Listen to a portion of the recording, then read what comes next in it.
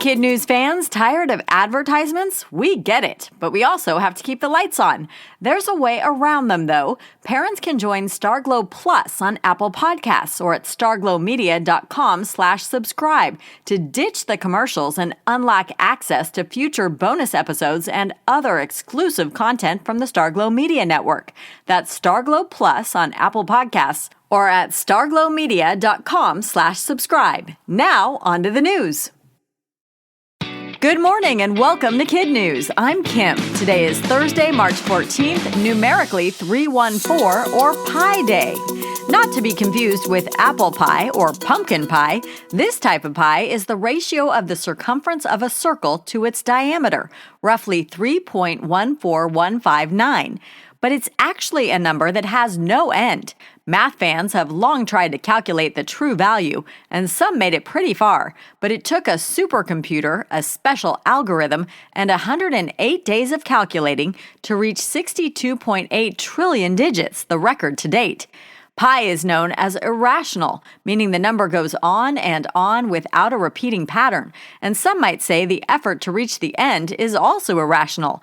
But many scientists disagree. They say the chase is fascinating, and every additional digit is cause for celebration and bragging rights.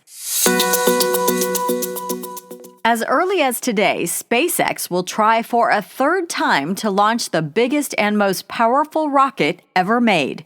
As you may remember, the first attempts to get the Starship into orbit failed spectacularly.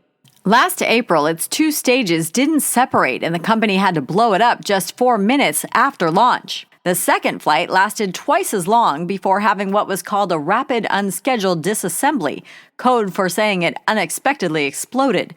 SpaceX is developing the 400-foot reusable rocket to help humanity settle on the moon and Mars.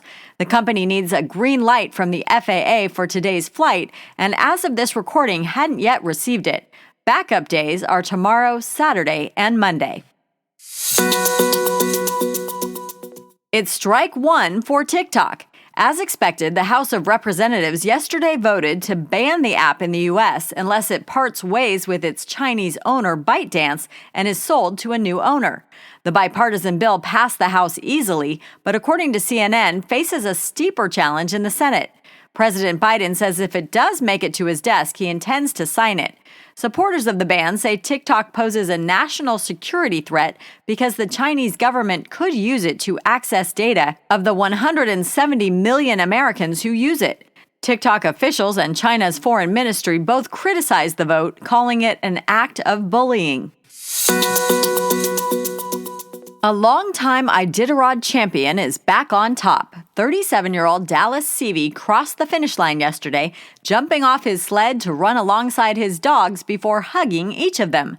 It's the 6th championship for Seavey, the most ever won in the world's most famous dog sled race, and possibly his hardest. His canine crew tangled with a moose, resulting in an injury to one of his dogs and a 2-hour penalty that had him in 10th place at one point. Seavey said his pups weren't the most athletic, but they had heart and worked together over the 1,000 miles of Alaskan ice and snow to make him the winningest musher in the 51-year history of the race. He comes from a long line of them. His grandfather helped organize and ran the very first Iditarod, and his father was a 3-time champion. Not everyone is a fan of the event, however. PETA, which stands for People for the Ethical Treatment of Animals, believes forcing dogs to run 1,000 miles is cruel and is demanding the annual competition be canceled. It's official. President Biden and former President Trump are headed for a rematch this November. Both became their party's presumptive nominees not long after the polls closed Tuesday night in primaries in 4 states. The nominations won't become official until the party conventions this summer. Meanwhile, third-party candidate Robert F. Kennedy Jr. says he has selected a running mate and will announce his choice within 2 weeks. According to the New York Times, NFL quarterback Aaron Rodgers is on his VP shortlist, and the two have gone hiking together. However, The Athletic reports the 2020 vice presidential candidates held more than 60 in-person and online events during campaign season, which could be a tough schedule for Rodgers to keep if he's still playing quarterback for the New York Jets. Still ahead, the lengths one wildfire center is going to care for a baby fox. But first, today's KidNuz quiz. What does pi represent?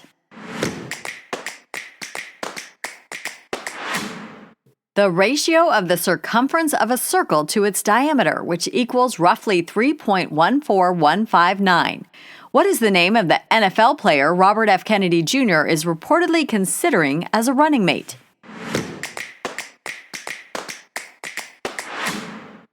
Aaron Rodgers.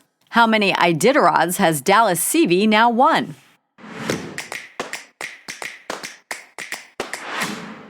Six. The fate of TikTok in the U.S. now rests where?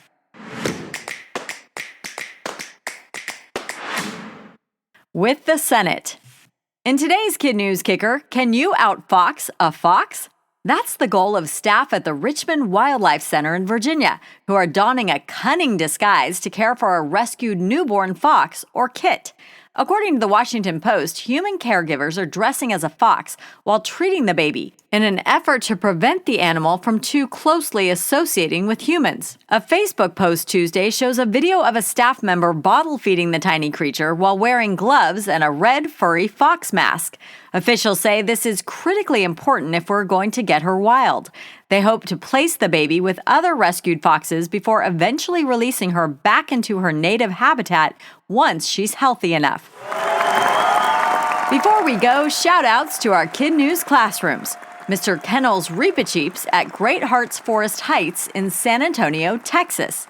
Mrs. Davis's Yetis at Reunion School in Commerce City, Colorado. And Ms. Bressler's Fall Foxes at Four Seasons School in Gambrills, Maryland.